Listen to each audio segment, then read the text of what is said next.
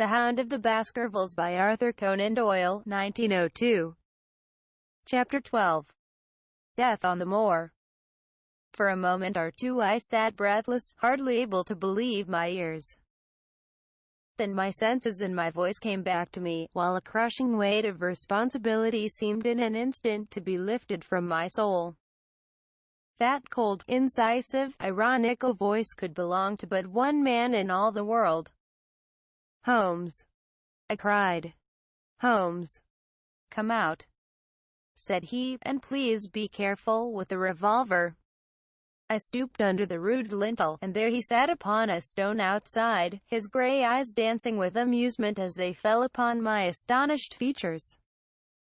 He was thin and worn, but clear and alert, his keen face bronzed by the sun and roughened by the wind.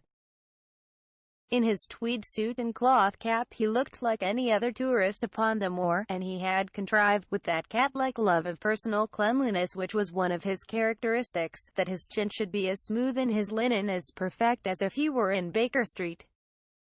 "I never was more glad to see anyone in my life," said I as I wrung him by the hand. "Or more astonished, eh? Well, I must confess to it. The surprise was not all on one side, I assure you. I had no idea that you had found my occasional retreat, still less that you were inside it, until I was within 20 paces of the door." "My footprint, I presume?" "No, Watson, I fear that I could not undertake to recognize your footprint amid all the footprints of the world. If you seriously desire to deceive me, you must change your tobacconist. For when I see the stub of a cigarette marked Bradley, Oxford Street, I know that my friend Watson is in the neighborhood. You will see it there beside the path. You threw it down, no doubt, at that supreme moment when you charged into the empty hut." "Exactly. I thought as much. And knowing your admirable tenacity, I was convinced that you were sitting in ambush, a weapon within reach, waiting for the tenant to return. So you actually thought that I was the criminal." "I did not know who you were, but I was determined to find out." "Excellent, Watson. And how did you localize me?" "You saw me, perhaps, on the night of the convict hunt, when I was so imprudent as to allow the moon to rise behind me." "Yes, I saw you then." "And have no doubt searched all the huts until you came to this one." "No, your boy had been observed, and that gave me a guide where to look." "The old gentleman with the telescopes, no doubt." "I could not make it out when first I saw the light flashing upon the lens." He rose and peeped into the hut. "Ha, I see that Cartwright has brought up some supplies. What's this paper? So you have been to Coombe Tracey, have you?" "Yes." "To see Mrs. Laura Lyons?" "Exactly."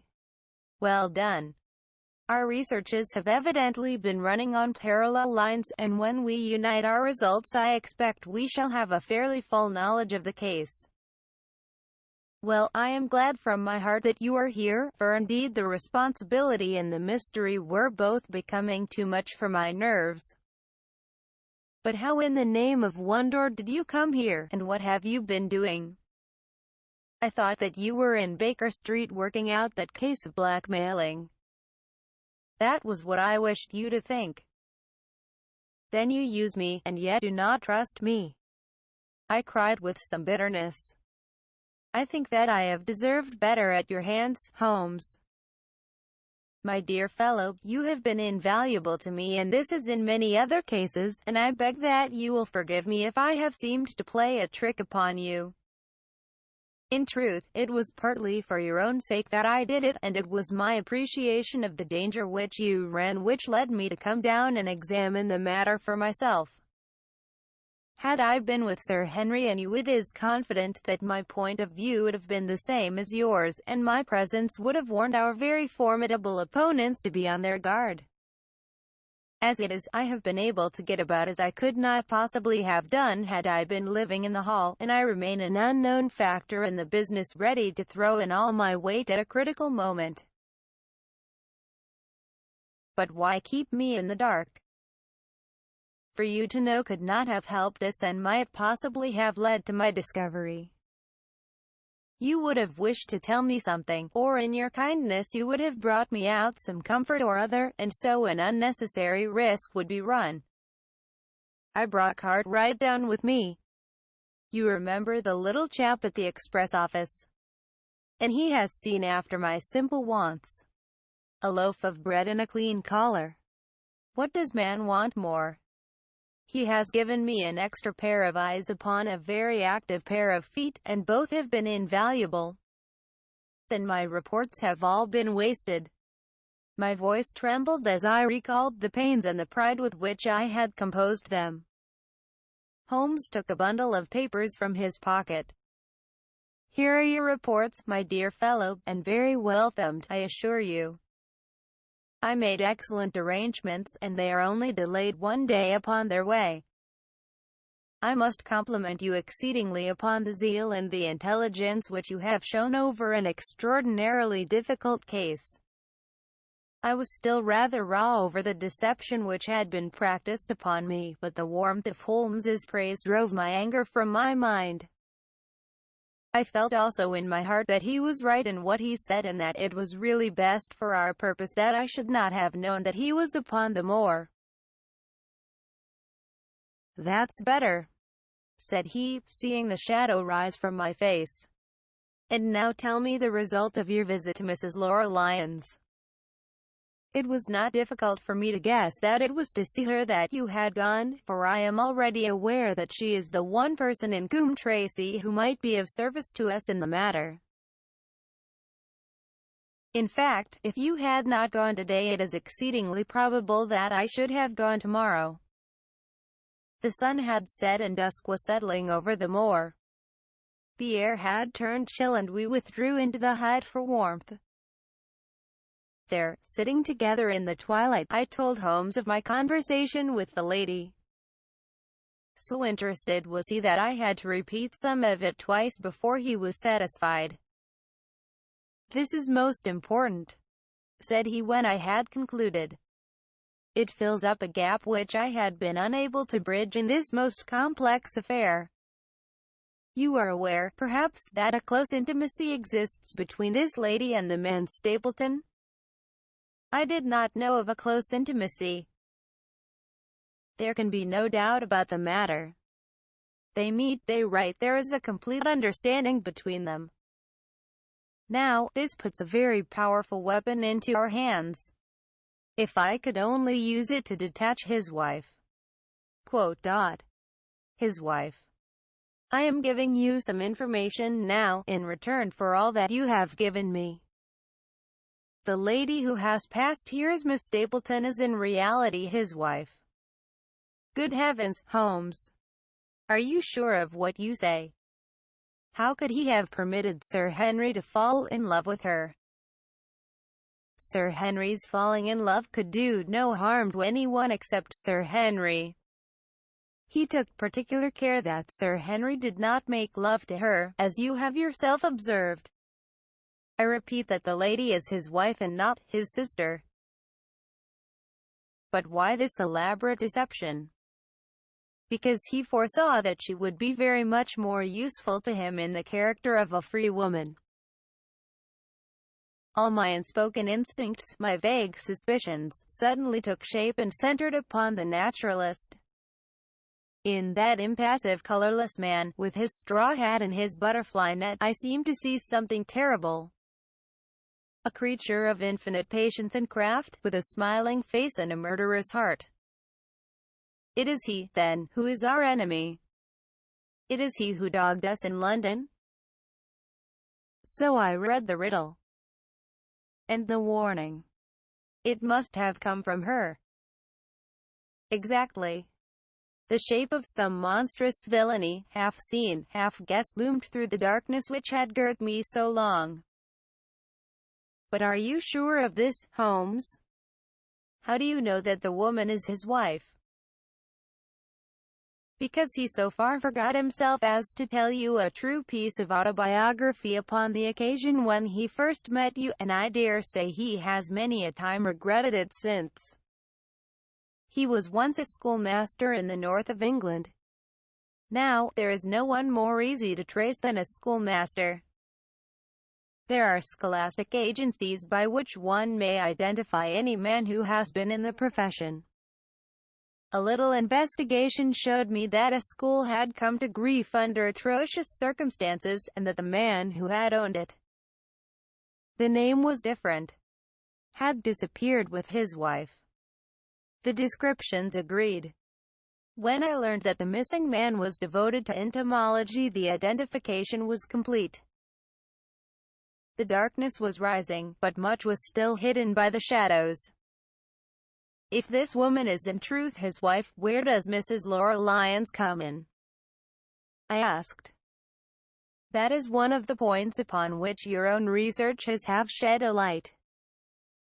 Your interview with the lady has cleared the situation very much. I did not know about a projected divorce between herself and her husband. In that case, regarding Stapleton as an unmarried man, she counted no doubt upon becoming his wife.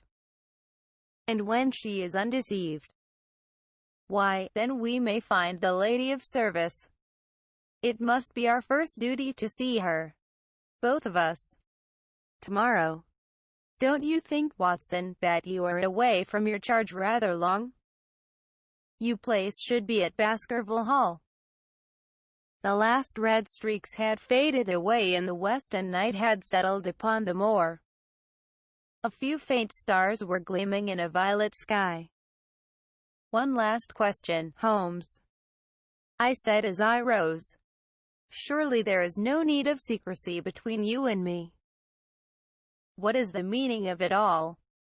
What is he after? Holmes's voice sank as he answered.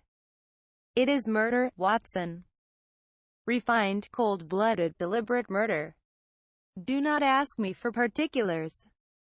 My nets are closing upon him, even as his are upon Sir Henry, and with your help he is already almost at my mercy. There is but one danger which can threaten us. It is that he should strike before we are ready to do so. Another day. 2 at the most. And I have my case complete, but until then guard your charge as closely as ever fond mother watched her ailing child. Your mission today has justified itself, and yet I could almost wish that you had not left his side. Hark! A terrible scream. A prolonged yell of horror and anguish burst out of the silence of the moor. That frightful cry turned the blood to ice in my veins. Oh, my God! I gasped. What is it? What does it mean? Holmes had sprung to his feet, and I saw his dark, athletic outline at the door of the hut, his shoulders stooping, his head thrust forward, his face peering into the darkness. Hush! He whispered. Hush! The cry had been loud on account of its vehemence, but it had pealed out from somewhere far off on the shadowy plain. Now it burst upon our ears, nearer, louder, more urgent than before. Where is it? Holmes whispered. And I knew from the thrill of his voice that he, the man of iron, was shaken to the soul. Where is it, Watson? There, I think. I pointed into the darkness. No, there. Again the agonized cry swept through the silent night, louder and much nearer than ever. And a new sound mingled with it, a deep, muttered rumble, musical and yet menacing, rising and falling like the low, constant murmur of the sea. The Hound! Cried Holmes. Come, Watson, come. Great heavens, if we are too late! He had started running swiftly over the moor, and I had followed at his heels. But now from somewhere among the broken ground immediately in front of us there came one last despairing yell, and then a dull, heavy thud. We halted and listened. Not another sound broke the heavy silence of the windless night. I saw Holmes put his hand to his forehead like a man distracted. He stamped his feet upon the ground. He has beaten us, Watson. We are too late. No, no, surely not. Fool that I was to hold my hand. And you, Watson, see what comes of abandoning your charge. But by heaven, if the worst has happened, we'll avenge him. Blindly we ran through the gloom, blundering against boulders, forcing our way through gorse bushes, panting up hills and rushing down slopes, heading always in the direction whence those dreadful sounds had come. At every rise Holmes looked eagerly round him, but the shadows were thick upon the moor, and nothing moved upon its dreary face. "Can you see anything?" "Nothing." "But hark, what is that?" A low moan had fallen upon our ears. There it was again upon our left. On that side a ridge of rocks ended in a sheer cliff which overlooked a stone-strewn slope. On its jagged face was spread-eagled some dark, irregular object. As we ran towards it, the vague outline hardened into a definite shape. It was a prostrate man, face downward upon the ground, the head doubled under him at a horrible angle, the shoulders rounded and the body hunched together as if in the act of throwing a somersault. So grotesque was the attitude that I could not for the instant realize that that moan had been the passing of his soul. Not a whisper, not a rustle, rose now from the dark figure over which we stooped. Holmes laid his hand upon him and held it up again with an exclamation of horror. The gleam of the match which he struck shone upon his clotted fingers and upon the ghastly pool which widened slowly from the crushed skull of the victim. And it shone upon something else which turned our hearts sick and faint within us. The body of Sir Henry Baskerville. There was no chance of either of us forgetting that peculiar ruddy tweed suit. The very one which he had worn on the first morning that we had seen him in Baker Street. We caught the one clear glimpse of it, and then the match flickered and went out, even as the hope had gone out of our souls. Holmes groaned, and his face glimmered white through the darkness. "The brute! The brute!" I cried with clenched hands. "Oh, Holmes, I shall never forgive myself for having left him to his fate. I am more to blame than you, Watson.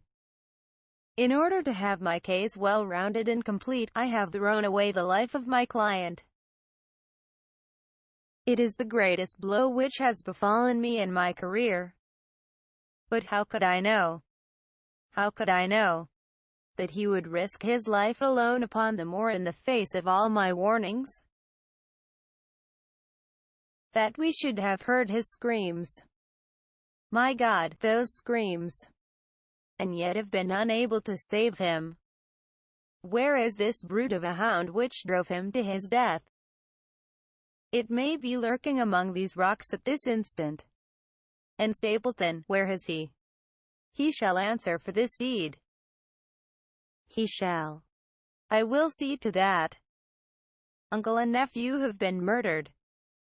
The one frightened to death by the very sight of a beast which he thought to be supernatural, the other driven to his end in his wild flight to escape from it. But now we have to prove the connection between the man and the beast. Save from what we heard, we cannot even swear to the existence of the latter, since Sir Henry has evidently died from the fall. But by heavens, cunning as he is, the fellow shall be in my power before another day is past.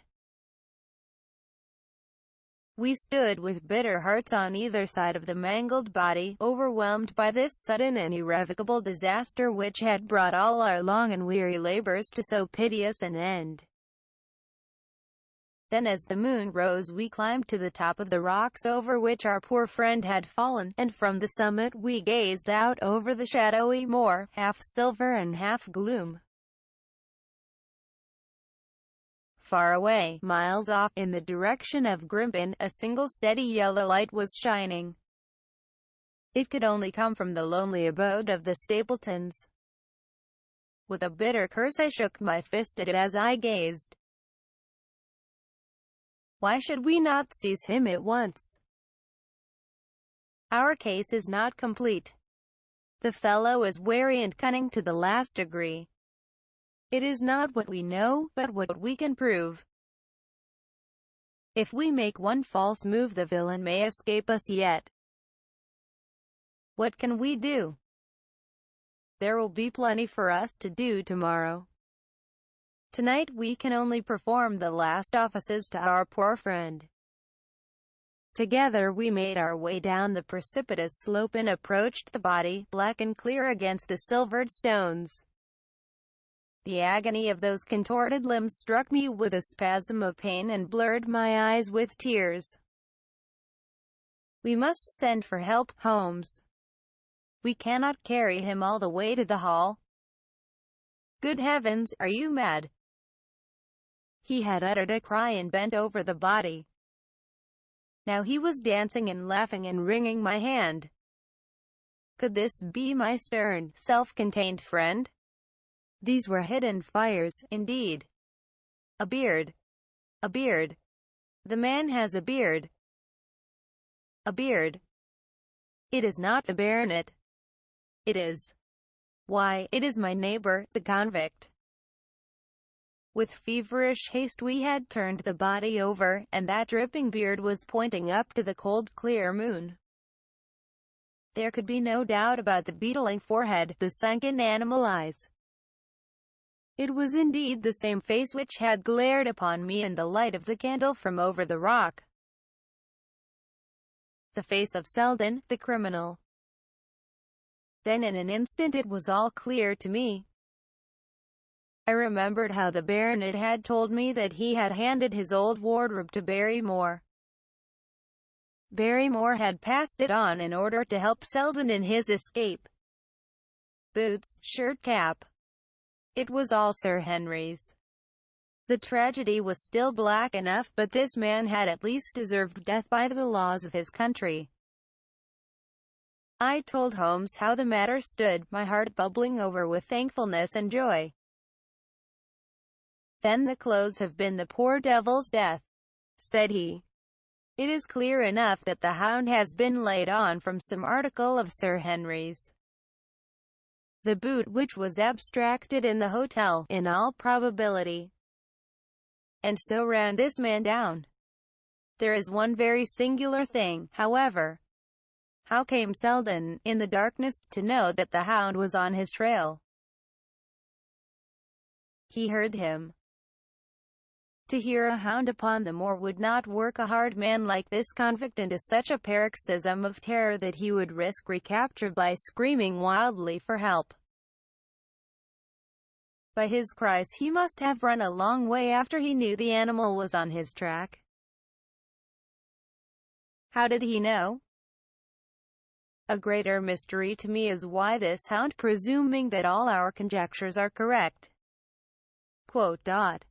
I presume nothing. Well, then, why this Hound should be loose tonight. I suppose that it does not always run loose upon the moor. Stapleton would not let it go unless he had reason to think that Sir Henry would be there. My difficulty is the more formidable of the two, for I think that we shall very shortly get an explanation of yours, while mine may remain forever a mystery. The question now is, what shall we do with this poor wretch's body? We cannot leave it here to the foxes and the ravens. I suggest that we put it in one of the huts until we can communicate with the police. Exactly.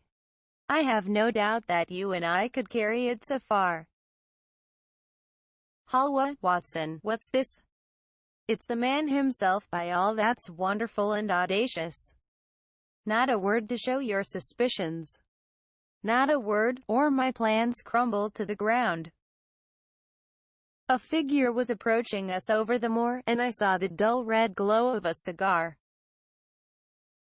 The moon shone upon him, and I could distinguish the dapper shape and jaunty walk of the naturalist. He stopped when he saw us, and then came on again. "Why, Dr. Watson, that's not you, is it? You are the last man that I should have expected to see out on the moor at this time of night. But dear me, what's this? Somebody hurt? Not. Don't tell me that it is our friend Sir Henry." He hurried past me and stooped over the dead man. I heard a sharp intake of his breath and the cigar fell from his fingers. Who's this?" he stammered.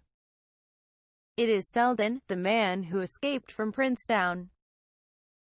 Stapleton turned a ghastly face upon us, but by a supreme effort he had overcome his amazement and his disappointment.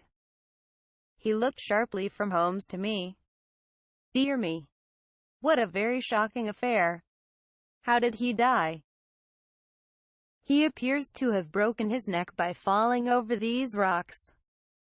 My friend and I were strolling on the moor when we heard a cry. I heard a cry also. That was what brought me out. I was uneasy about Sir Henry." "Why about Sir Henry in particular?" I could not help asking. "Because I had suggested that he should come over. When he did not come I was surprised, and I naturally became alarmed for his safety when I heard cries upon the moor. By the way," his eyes darted again from my face to Holmes's, "did you hear anything else besides a cry?" "No," said Holmes. "Did you?" "No." "What do you mean, then?" "Oh, you know the stories that the peasants tell about a phantom hound, and so on. It is said to be heard at night upon the moor. I was wondering if there were any evidence of such a sound tonight." "We heard nothing of the kind," said I. "And what is your theory of this poor fellow's death?" "I have no doubt that anxiety and exposure have driven him off his head. He has rushed about the moor in a crazy state and eventually fallen over here and broken his neck." "That seems the most reasonable theory," said Stapleton, and he gave a sigh which I took to indicate his relief. "What do you think about it, Mr. Sherlock Holmes?" My friend bowed his compliments. "You are quick at identification," said he. "We have been expecting you in these parts since Dr. Watson came down. You are in time to see a tragedy." "Yes, indeed. I have no doubt that my friend's explanation will cover the facts. I will take an unpleasant remembrance back to London with me tomorrow." "Oh, you return tomorrow?" "That is my intention. I hope your visit has cast some light upon those occurrences which have puzzled us." Holmes shrugged his shoulders. "One cannot always have the success for which one hopes. An investigator needs facts and not legends or rumors. It has not been a satisfactory case." My friend spoke in his frankest and most unconcerned manner. Stapleton still looked hard at him. Then he turned to me. "I would suggest carrying this poor fellow to my house, but it would give my sister such a fright that I do not feel justified in doing it. I think that if we put something over his face he will be safe until morning." And so it was arranged. Resisting Stapleton's offer of hospitality, Holmes and I set off to Baskerville Hall, leaving the naturalist to return alone. Looking back we saw the figure moving slowly away over the broad moor, and behind him that one black smudge on the silvered slope which showed where the man was lying who had come so horribly to his end. "We're at close grips at last," said Holmes as we walked together across the moor. "What a nerve the fellow has! How he pulled himself together in the face of what must have been a paralyzing shock when he found that the wrong man had fallen a victim to his plot. I told you in London, Watson, and I tell you now again, that we have never had a foeman more worthy of our steel. I am sorry that he has seen you. And so was I at first. But there was no getting out of it. What effect do you think it will have upon his plans now that he knows you're here? It may cause him to be more cautious, or it may drive him to desperate measures at once. Like most clever criminals, he may be too confident in his own cleverness and imagine that he has completely deceived us. Why should we not arrest him at once? My dear Watson, you were born to be a man of action. Your instinct is always to do something energetic. But supposing, for argument's sake, that we had him arrested tonight, what on earth a better off should we be for that? We could prove nothing against him. There's the devilish cunning of it. If he were acting through a human agent we could get some evidence, but if we were to drag this great dog to the light of day it would not help us in putting a rope round the neck of its master.